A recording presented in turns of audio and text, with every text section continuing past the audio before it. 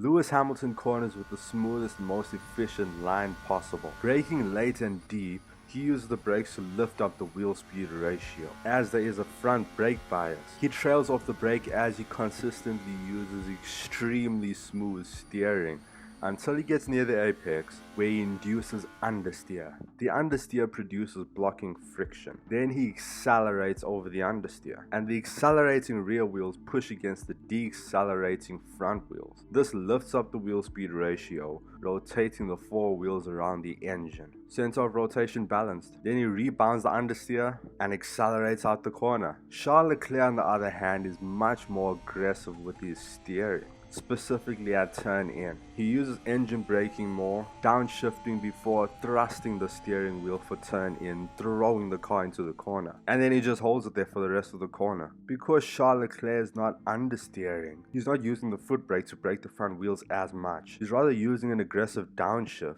to throw the weight forward and use more of the front tire's deformation for cornering. It's quite similar to the way Senna turns in. You see it especially when Senna was driving the NSX-R. He was more refined in his Formula 1 car. Two distinctly different styles of controlling the weight of the car. Right now, it looks like Charles' technique of driving the Ferrari is working better. There's a reason we're delving into this. You will understand by the end of the video. For Lewis Hamilton, the best car that was built for his driving style, the rear tires have enough grip to make the rotation, lifting up the wheel speed ratio, countering the speeds of the front wheels, and putting down a hell of a lot of power on exits without sliding and scrubbing speed off. Fast in, fast out. For Charles Leclerc, the best car that was built for his driving style, the front end has enough grip to carry the car through the corner with all the weight being thrown on it, and the rear end is light enough to not counter the front end understeering the car, but rather deform just enough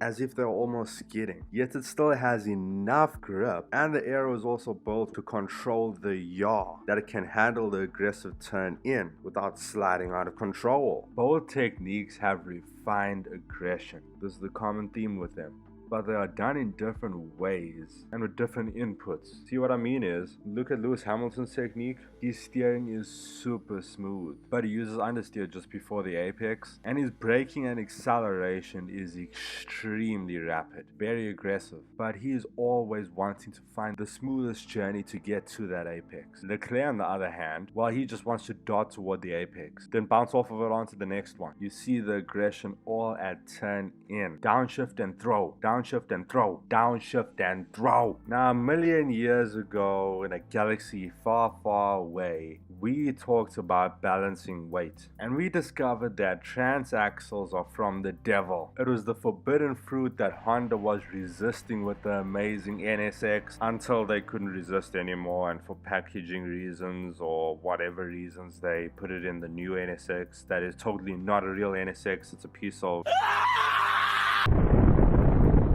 But here's the thing, we discovered that you can actually drive around the problem, actually take advantage of the transaxle. Ayrton Senna is a master at driving mid-rear engine transaxle cars. He was a star in his Lotus. I made a full film explaining Ayrton Senna's technique and the rest of his legend. But here's the thing, yeah, we kind of know how to drive mid-rear engine transaxle cars now, but there's been something lingering, something lurking under the carpets, a problem, a bug, an issue. It gives the tempting impression that the center of rotation formula of weight and tires revolving around the center weight is a contradiction. Before we get straight into everything, let me explain. There are two types of cars we are looking at. Number one is the mid-rear engined or mid-engine car with the transaxle mounted behind the rear differential. It's actually part of the differential, that's why it's called a transaxle, and not a transmission that's connected to a drive shaft that's connected to a differential that's connected to the axle. The other build is the front or front mid-engine car with the transaxle mounted in front of the rear differential, where the engine of a Ferrari 488 would be. First, let's go through the mid-engine car. Two problems with having a transaxle. Well, the further the gearbox, which is a weightful part, is from the engine, which should be the center of rotation, the more weight torque the gearbox will produce during rotation. You should know this. When a weightful part is spinning around a pivot, the further it is away from the pivot with a bigger axis access is going to produce more weight torque. Second problem is, it is outside of the wheelbase. This might seem like a small issue, but the fact is, this build creates an unstable seesaw of excessive weight transfer, pivoting around the rear differential. So when you accelerate, you're going to pop a wheelie. Now let us come to why explaining Hamilton and Leclerc's techniques is important. Right, Ferrari 458, perfect car, let's take that. Hamilton's technique, he tries to take the best line. For the first few parts of the corner, he's deaccelerating because he brakes extremely late and hard, and so into the corner he's still deaccelerating. What will happen is, as the car is turning in, changing trajectory while deaccelerating, the transaxle's inertia will push the engine at an outside offset angle to yaw rotate. So that's a good thing. It's rotating around the engine, all the weight is balanced, working in harmony to complete the corner. But you see, if the transaxle kind of helps him rotate, well then he's going to enter the corner faster, because the whole reason he uses understeer is to make up for his over high entry speed with the spurt of rotation in mid-corner. So we get to mid-corner, shouldn't be that hard. Understeer the front end, it's working. Open the throttle. Okay, first few moments it's rotating, but now I have no more front end. Yeah, over track limits, I have to go slower. Okay, this is a bit of an exaggeration, but you get the point. In fact, is it really an exaggeration? No. Hamilton's technique, well, it gets a 90%. Now let's go to Leclerc's. Braking, decelerating, downshift, and throw. Oh wow, perfect. We just spun out. Yeah, because you see, when Charles Leclerc throws, that throw sending the front to the right, through the rear end to the left. And the transaxle's inertia sent it that way. Sorry, Charles. Here's the thing, Hamilton doesn't always use understeer as aggressively. If Hamilton just slightly adjusted his racing line, having a better exit so he can put the power down and not go wide, well then he could easily pass driving a Formula 1 car with the transaxle. Leclerc's technique can also be fine-tuned for a transaxle car. Just tame down the turn in, don't throw the weight. But you see the pattern with these two, more with Charles Leclerc, the throw of the front end. It's a contradiction to the build of a Ferrari. Talking about the Ferrari with the transaxle. Whether a Ferrari or a McLaren, whether mid-engined or front mid-engined, if your engine and gearbox are not listening to each other, well, you're going to be all over the show. The big question, the big thing that a lot of us have all been waiting for. There was a comment in the balance of a Lexus LFA. Okay, so the engine rules. Well, guess what? You're not considering the transaxle. You say the Ferrari's transaxle has weight torque? Well, the LFA's transaxle is 500 light years away from the engine. How much weight torque is that? This should mean that rather you rotate around the center of balance. But you see, besides the fact that the center of balance is constantly changing due to weight transfer, unless you have Williams active suspension, if you put the center of rotation in the center of the car, well, the engine and the transmission are going to be weight torque liabilities. And there's more. You got a Lexus LFA? Well, let's Lewis Hamilton drive it. Through braking, well, look at that, it's doing the same thing. On deacceleration, the gearbox is revolving around the engine perfectly, pushing it in the trajectory of rotation. Turn in a little more, wow, it's getting a little wide. Yeah, you see, the more you turn, the further wide the transaxle goes, the more yaw rotation provocation until it misses the engine. It's more possible to miss the engine because of the distance the gearbox is from the engine. Same reason it produces a lot of weight torque, but it'll still take a mad big angle for the transaxle to miss the engine. The center of rotation would be unbalanced. That's not what we want, so we're safe. The effect of the transaxle is inertia. And at this moment, it's doing its job right. Get to mid-corner, he understeers. Well, here's the thing. We gotta up the aggression because the wheel speed ratio needs to be lifted more than it is in a mid-engine car. You all should already know this. So he does it more aggressively, like how he did in his older years. Or maybe he calls Fernando Alonso to help him. He puts his foot down, and as the rear is pushing on the front end and the lateral g-force is pulling as the rear tires in the rotational angle are pushing against the front tires that are deaccelerating, they deform laterally, twisting with a little small level of tire slip. The transaxle is being pushed by the rear wheels to push the engine, and there's a little more rotation. We're exiting the corner. Well, guess what?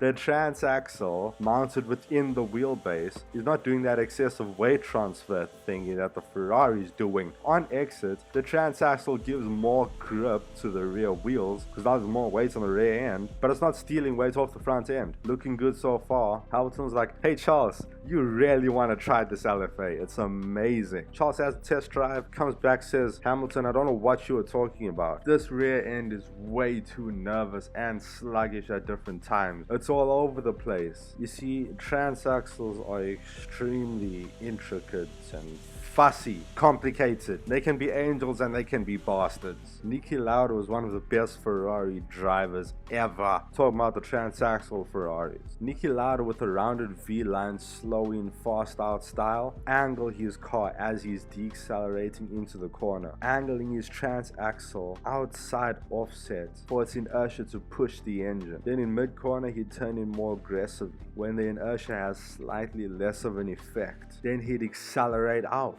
He was a master of weight controlling that Ferrari. Sometimes he'd slide the rear a little on exit when he wants to accelerate enough but not understeer. But he was always super smooth. Niki Lauda didn't always skid his Ferrari, and when he did, it was on exit, when he was only slightly rotating. You want to drift an LFA through a corner? Well, yes, if you just glance at it, you'll be fine. An almost zero counter drift with the front wheels turning in a little bit, rotating around the engine that they are right in front of, and the rear wheels doing more of the rotation. But it is when traction is lost that the transaxle has the biggest effect. That's when it will send you wide, and that's what might give you this impression that engine rotation is wrong. But this is why there are different techniques to do the same thing. They don't always have the same outcome, but they're all for the same thing. Ayrton Senna uses his throttle technique while Keiichi Tsuchiya uses understeer to rotate the same NSX. I know which one I would use in the LFA. If Charles Leclerc's technique is wrong in a Ferrari 458, it doesn't mean the technique is bad. Just on the wrong car. It would work in the NSX. Senna and Tsuchiya have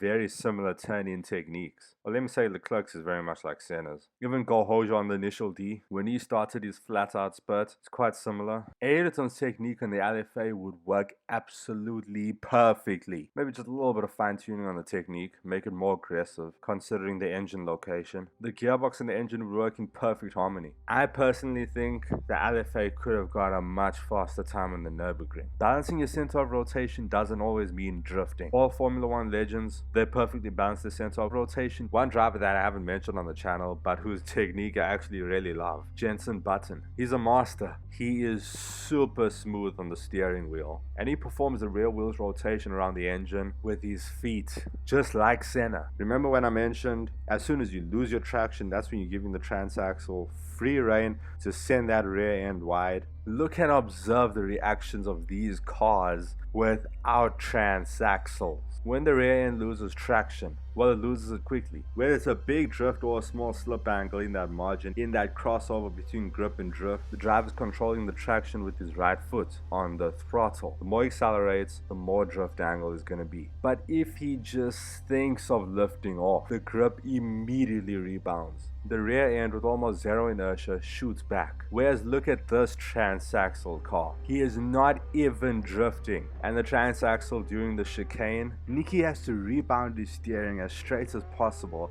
and open the throttle to pull the transaxle forward fast to center and not sustain the centrifugal force created by the cornering at the first part of the chicane. So he needs to recenter his car to take the second part of the chicane. Look how he brakes so early and so hard for Variante Ascari. The throttle is open from the time he turns in. You can't just left-right change direction like in an S2000 or in an RX-7 or an NSX or the non-trans F1 cars from the late 80s till now. Look, even in the LFA, take the first part of the chicane, recenter, then take the second part of the chicane. If it starts sliding, well, you need to control that slide very well. If you're controlling a slip angle with the throttle, well, the transaxle is going to want to drag it out wide. But here's the thing, when the tire slip is in the gray zone between full slip angle drift and grip, yes, the inertia has an effect, it's going to want to drag it out wide. But even so, if the slip level is close enough to gripping, you can simply lift off the throttle and it will rebound. just not as fast. And if the rebound is too aggressive, well, it will make the car unstable in the other direction. This is how Niki Lauda controlled his tires when he did drift. So you do have control. If you're a real driver, you'll learn how to drive it and you'll have control. It's just very tricky, demanding the concentration and connection of a ninja and a technique honed as sharp as a samurai. This is just how the LFA is. You should be able to see a common theme here. You are not supposed to do much. This is a situation where you let the car rotate itself. Unless Ayrton Senna's driving, he can do anything. He induces everything. You see, I've said before, you don't just drive the car into the corner at whatever entry speed and then just rotate enough. Because if you get into a rhythm and you're just rotating enough of what you think, you could be not rotating enough and you think you found the limit and you're way under the limit, not rotating enough. You think that if you're going to go faster, you're going to understeer and you're over the limit. But you're wrong. You're not rotating enough. And you're going to put too much pressure on the wrong wheels instead of distributing it out evenly. However, in the case of the Lexus LFA, if you're going to use the technique of letting it rotate itself by just smoothly inducing a rotation, you're going to want to under-rotate it. Just induce a little bit, but don't rotate enough, because the transaxle is going to carry the rear out and rotate it more than you induced.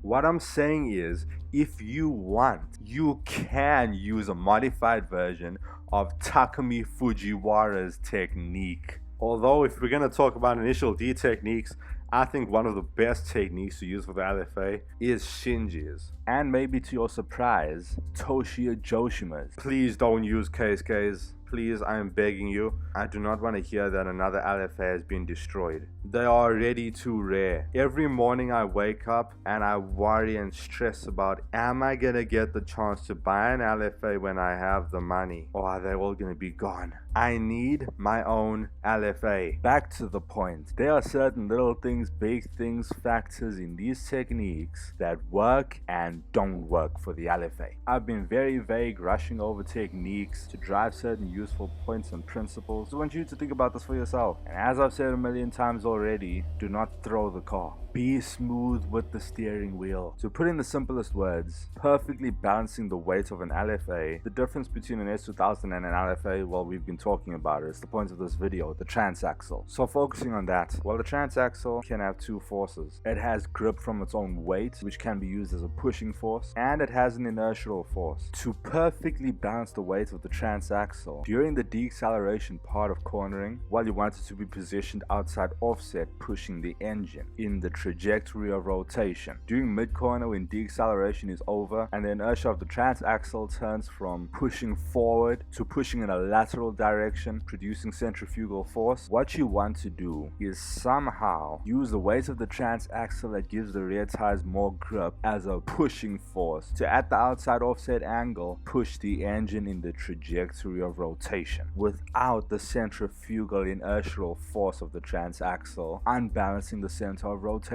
The truth is, the grip of the weight, well, it will get pushed in any direction you point and push it at. But inertia's direction changes by G-force. It pushes where it wills. It's your job to control the inertia, accepting the benefits of it when it is a benefit, and blocking the bad effects of it when it is a bad effect. So whatever technique can produce this outcome, you have to use that one. Nothing less will be fast or efficient enough.